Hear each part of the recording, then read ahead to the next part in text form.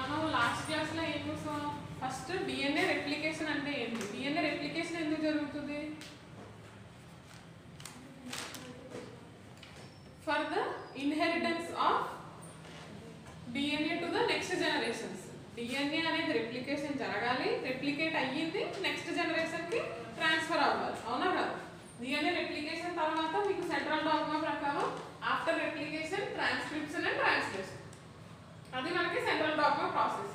మనం రెప్లికేషన్ అంటే ఏంటి? Synthesis of two daughter strands from the two parent strand. Two parent strand, parent DNA strands నుంచి two daughter DNA synthesis అవ్వడం replication అన్నాం. దానికి కావాల్సిన రెప్లికేషన్ మెషినరీ చూసాం ఫస్ట్, అవునా? ఏంటంటే ఎంజైమ్స్ 7 టైప్స్ ఆఫ్ ఎంజైమ్స్ చెప్పాను. డిఎన్ఏ పాలిమరేస్, పాలిమరేస్ లో మళ్ళీ డిఎన్ఏ పాలిమరేస్ 1, 2, 3. తర్వాత ఎంజైమ్స్ ఏంటి? Helicase, gyrase, topoisomerase, ligase, helicase, single standard binding proteins, SSB proteins అని కూడా అంటాం. ఆ మెషినరీ అంతా యూజ్ చేసుకొని అదంతా రెప్లికేషన్ ప్రాసెస్కి కావాల్సిన మెషినరీ మాత్రమే. రెప్లికేషన్ ప్రాసెస్ ఎలా స్టార్ట్ అవుతుంది అనేది ఇప్పుడు మళ్ళీ చూద్దాం. We're studying the process of replication in E coli. E coli మీకు సిలబస్లో కూడా ఈకోలై ఇచ్చాడు కాబట్టి ఈకోలై స్టడీ చేస్తాం. మీకు ప్రాసెస్ ఆఫ్ రెప్లికేషన్ అనేది in E. coli it is divided into 3 parts. The process of replication is divided into 3 parts. Initiation,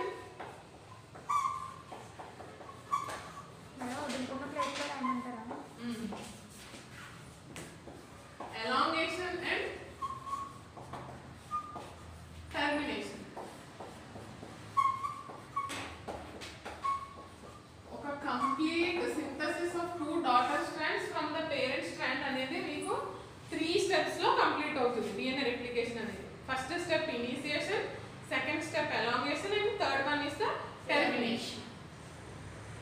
సరే, దీనికంటే ముందు మనం డిఎన్ఏ రెప్లికేషన్ గురించి కొన్ని పాయింట్స్ చూద్దాం.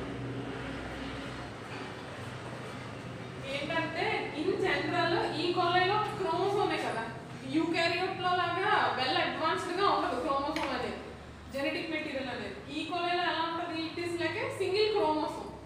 In E coli DNA replication is bidirectional, అంటే ఇట్ అక్కర్స్ ఇన్ 2 directions. మీరు ఇక్కడ చూస్తే మీకు యారోస్ కనిపిస్తాయి,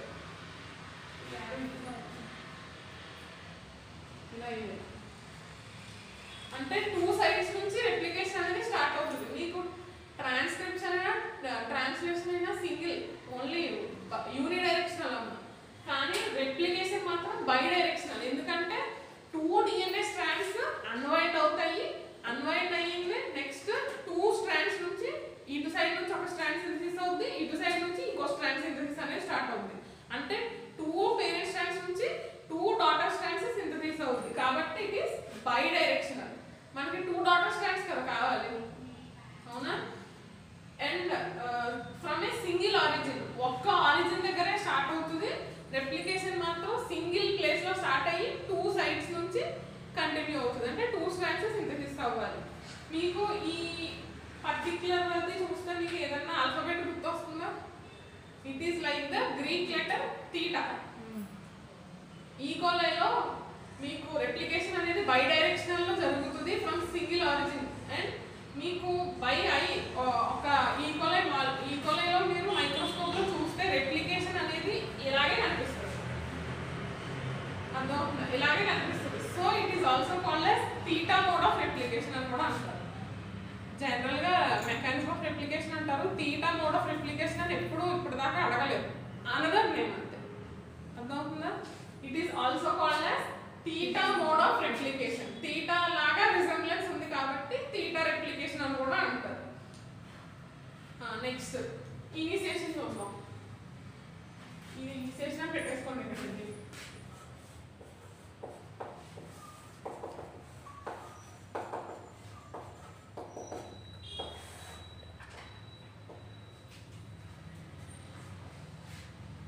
ఇనిషియేషన్ ఏంటి? మీకు ఏదైనా ఎనీ మాలిక్యులర్ బయాలజీ ప్రాసెస్లో ఏది జరగాలన్నా, ట్రాన్స్క్రిప్షన్కైనా, ట్రాన్స్లేషన్కైనా, రిప్లికేషన్కైనా ఫస్ట్ ఇనిషియేషన్ జరగాలి అంటే ఆ ప్రాసెస్ అనేది స్టార్ట్ అవ్వాలి అంటే దానికి ఒక పర్టికులర్ సైట్ ఉంటుంది. ఇప్పుడు ట్రాన్స్క్రిప్షన్ ఉందనుకో, ట్రాన్స్క్రిప్షన్ అన్ని చోట్ల ఇనిషియేట్ అవ్వదు.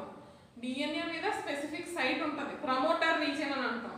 ఆ ప్రమోటర్ రీజియన్ దగ్గరికి వెళ్ళి బైండ్ అయితే మాత్రమే అది వచ్చి స్టార్ట్ అవుతుంది. ఆర్ఎన్ఏ పొలిమరేస్ వచ్చి ప్రమోటర్ రీజియన్ దగ్గర బైండ్ అయినప్పుడే ఎంఆర్ఎన్ఏ సింథసిస్ అనేది ఇనిషియేట్ అవుతుంది. అలాగే ఇన్ ద సేమ్ వే మీకు for the initiation of DNA replication in E కోలై మీకు ఒక స్పెసిఫిక్ సైట్ ఉంటుంది. దాన్ని ఏమంటారు అంటే it is called as origin of replication. Right, site where replication of E. coli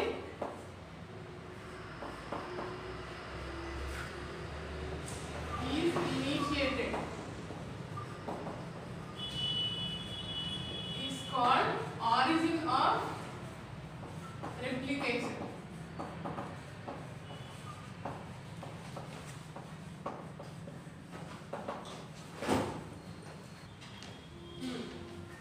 మీకు స్పెసిఫిక్ సైట్ అని చెప్పాను కదా, wear the initiation of replication అనేది ఆ పర్టిక్యులర్ ప్లేస్ లో మాత్రమే ఇనిషియేట్ అవుతుంది, ఎక్కడ ఇనిషియేట్ అవ్వదు. ఆ ప్లేస్ ని మనం ఆరిజిన్ ఆఫ్ రెప్లికేషన్ అంటాం.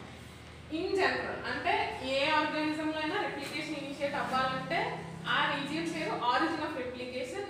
ఈ కోలైలో ఆ పర్టిక్యులర్ సైట్ ని ఏమంటారు అంటే it is called as REC.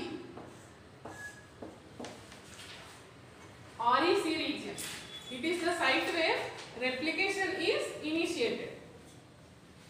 ఈ REC సైట్ గురించి ఇప్పుడు మనం స్పెసిఫిక్ గా మాట్లాడుకుంటాం, ఎందుకంటే ఇనిషియేషన్ ప్రాసెస్ మొత్తం ఈ సైట్ దగ్గరే ఉంటుంది. కాబట్టి ఈ సైట్ కాంపోజిషన్ ఏంటి, అసలు REC సైట్ అంటే ఏమేమి ఉంటాయో చూద్దాం. Next REC site is 245 base pair length. అంటే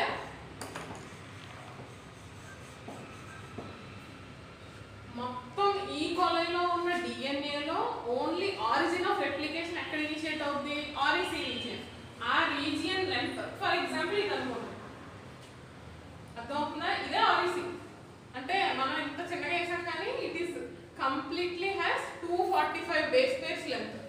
245 బేస్ పేర్ లెంత్ ఉంటుంది and its composition has 4 repeats of 9 Mars.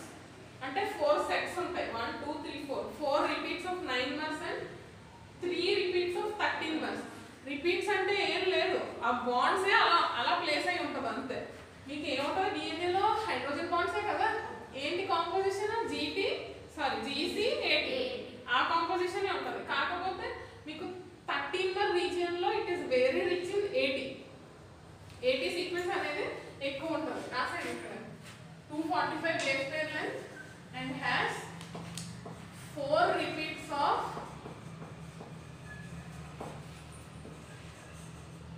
9 mers and 3 repeats of 13 mers. ఈ 13 మర్ రీజియన్ లో 80 అనేది 80 రిచ్ రీజియన్ అంటారు, ఎందుకంటే 80 కాంపోజిషన్ అనేది ఎక్కువ ఉంటుంది when compare to GC composition. అది REC రీజియన్ గురించి. ఇప్పుడు నెక్స్ట్ ఇనిషియేషన్ ఎలా జరుగుతుంది, బ్రీఫ్ గా REC రీజియన్ లో ఏమేమి ఉంటాయి, 245 బేస్ పేర్ లెంత్ ఉంటుంది, 4 repeats of 9 Mars, 3 repeats of 13 Mars ఉంటాయి. ఇది ఆ సైట్ గురించి. నెక్స్ట్ ఇప్పుడు ఇనిషియేషన్ ఎలా జరుగుతుంది, రెప్లికేషన్ అనేది ఈ సైట్ లోనే ఇనిషియేట్ అవుతుంది అని అన్నాం. ఇనిషియేషన్ స్టార్ట్ అవ్వాలి అంటే మీకు 3 టైప్స్ ఆఫ్ డిఎన్ఏ ప్రోటీన్స్ కావాలి. ఫస్ట్ డిఎన్ఏ ప్రోటీన్ ఏ, నెక్స్ట్ B6 C6, 3 ప్రోటీన్స్ కావాలి. అవి ఎక్కడ బైండ్ అవుతాయి అంటే ఫస్ట్ చూడండి, ఈ 9 మర్స్ రీజియన్ ఉంది కదా, మీకు 4 సెట్స్ ఆఫ్ 9 మర్స్ రీజియన్ ఉందా, ఈ 9 మర్ రీజియన్ దగ్గరికి డిఎన్ఏ ఏ ప్రోటీన్, మీకు ఇక్కడ డిఎన్ఏ ఏ ప్రోటీన్ మనం ఫర్ ఎగ్జాంపుల్ ఇలా ఒక బబుల్లా వేసాం. డిఎన్ఏ ఏ ప్రోటీన్ మాలిక్యూల్స్ అనేవి ఫస్ట్ ఇదంతా 9 మర్ రీజియన్ అమ్మా, 1 2 3 4 sets of 9 Mars. First the DNA A protein comes and binds to the 9 మర్ రీజియన్. 9 మర్ రీజియన్ దగ్గర అటాచ్ అయ్యి నెక్స్ట్ అది ఇలాగ ఫోల్డ్ అయ్యి మీకు ఇది ఇలా ఫోల్డింగ్ జరుగుతుంది. It comes to the near to 13-mer region. అంటే 9-mer region along with DNA A proteins and 13-mer region. 13-mer region తో అటాచ్ అయ్యి ఈ ప్లేస్ లో 13-mer region లో మీకు రెప్లికేషన్ ఫోర్క్ అనేది ఓపెన్ అవుతుంది by the help of enzyme helicase. Helicase మాత్రమే DNA మీకు normal general structure of DNA గుర్తుంది కదా. DNA అనేది వైండ్ అయిపోయి ఉంటుంది, అన్వైండెడ్ పొజిషన్లో ఎప్పుడూ ఉండదు. దాన్ని ఫస్ట్ ఎప్పుడైతే ఏ ప్రోటీన్ 9-mer 13-mer కంబైన్ అయినాయో అప్పుడు హెలికేస్ వచ్చి ఆ పర్టికులర్ ప్లేస్ దగ్గర హైడ్రోలిసిస్ జరిపి ATP హైడ్రోలిసిస్ ఎనర్జీని యూజ్ చేయాలి. హైడ్రోజన్ బాండ్ బ్రేక్ అవుతుంది అంటే ఎనర్జీ అనేది కంపల్సరీ, ఎనర్జీ లేకుండా బ్రేక్ అవ్వదు. హైడ్రోజన్ బాండ్స్ అనేది హైడ్రోలిసిస్ జరిగి ఏమైంది ఇక్కడ అన్వైండింగ్ జరిగింది. ఈ పర్టికులర్ ప్లేస్ ని రెప్లికేషన్ ఫోర్క్ అని కూడా అంటారు. Wear the replication is initiated it is also called as replication fork. ఆ తర్వాత మీకు ఎప్పుడైతే ఏ మాలిక్యూల్ 9-mers 13 కలిపి ఒక రీజియన్ లో వస్తాయో next step DNA B. DNA B, DNA C కూడా. DNA B6 C6 కలిసి ఒక కాంప్లెక్స్ ఫామ్ చేస్తాయి. DNA B6 protein and DNA C6 protein. ఇవి రెండు కాంప్లెక్స్ ఫామ్ చేసి అవి కూడా ఈ రీజియన్ లో బైండ్ అవుతాయి. DNA A ప్రోటీన్ ఈ రెండింటిని తీసుకొస్తుంది. DNA A protein helps in the binding of DNA B6 and C6 complex and forms a pre-priming complex. ఇది pre-priming complex composition ఏంటి? 4 repeats of 9-mers కి DNA A protein అటాచ్ అయ్యి అది 13-mer region కి మళ్ళీ బైండ్ అయ్యి 13-mer region 9-mer region DNA A protein B6 and C6 complex ఇవి అన్ని కలిపి ఏం ఫామ్ చేసింది? Pre priming complex. ఆ ప్రీ ప్రైమింగ్ కాంప్లెక్స్ దగ్గర మీకు రెప్లికేషన్ అనేది ఇనిషియేట్ అవుతుంది.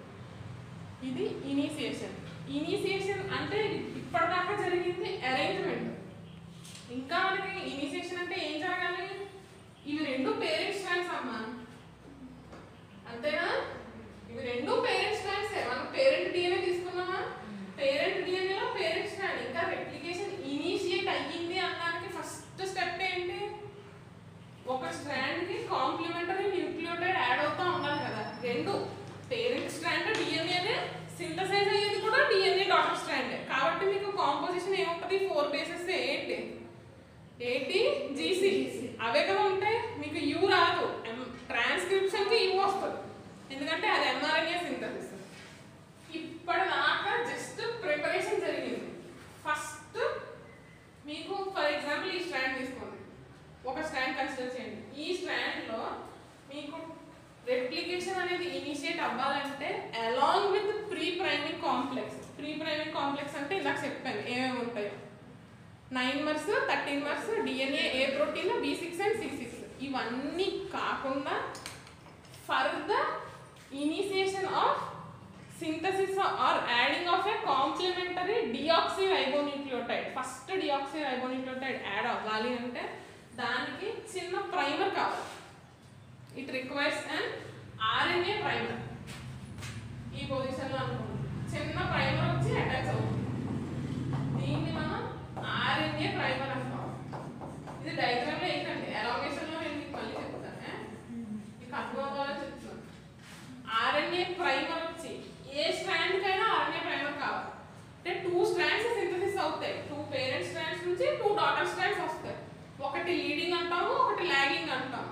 లీడింగ్ లాగింగ్ ఎందుకు అన్నామో మీకు ఎలాంగేషన్లో ఎక్స్ప్లెయిన్ చేస్తాను. ఫస్ట్ దానికి సింథసిస్ అంటే ఇనిషియేషన్, స్టార్టింగ్ ట్రబుల్ అనుకోండి మీరు. డిఆక్సిరైబోన్యూక్లియోటైడ్ డాటర్ స్ట్రాండ్ సింథసిస్ స్టార్ట్ అవ్వాలి అంటే దానికి RNA ప్రైమర్ హెల్ప్ కావాలి.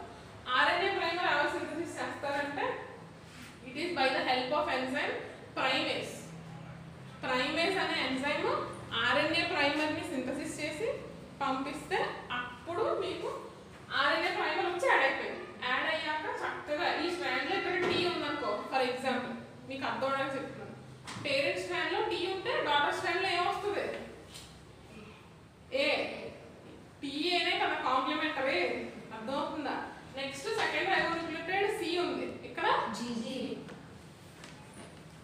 అర్థమైందా ఇనిషియేషన్ ఆఫ్ డిఎన్ఏ రెప్లికేషన్ కి ఇంత ప్రాసెస్ కావాలి ఆర్ఈసి రీజియన్ అంటాము ఆర్ఈసి రీజియన్ లో 245 బేస్ పేర్స్ ఉంటాయి అందులో 4 నైమర్స్ ఉంటాయి 3 13మర్స్ ఉంటాయి అవి ఫస్ట్ డిఎన్ఏ ఏ ప్రోటీన్ నుంచి నైమర్ రీజియన్ కి బైండ్ అవుతుంది అవి రెండు కలిసి 13మర్ రీజియన్ దగ్గరికి వెళ్తాయి 13మర్ రీజియన్ లో మీకు ఏటీపీ హైడ్రాలసిస్ జరిగి హైడ్రోజన్ బాండ్స్ అనేది సెపరేట్ అయ్యి రెప్లికేషన్ ఫోర్క్ ఫామ్ అవుతుంది నెక్స్ట్ అప్పుడు డిఎన్ఏ ఏ ప్రోటీన్ డిఎన్ఏ B6 C6 ని కాంప్లెక్స్ చేసి అవి కూడా ప్రీ ప్రైమింగ్ కాంప్లెక్స్ అంటే రెప్లికేషన్ ఇనిషియేట్ అవ్వడానికి కావాల్సిన complete complex pre priming complex అంటాం ప్రీ ప్రైమింగ్ కాంప్లెక్స్ ఫామ్ చేసి నెక్స్ట్ ఆర్ఎన్ఏ ప్రైమేస్ వచ్చి ఆర్ఎన్ఏ ఒక చిన్న ప్రైమర్ ని రెడీ చేస్తే then replication is initiated by adding complementary deoxyribonucleotide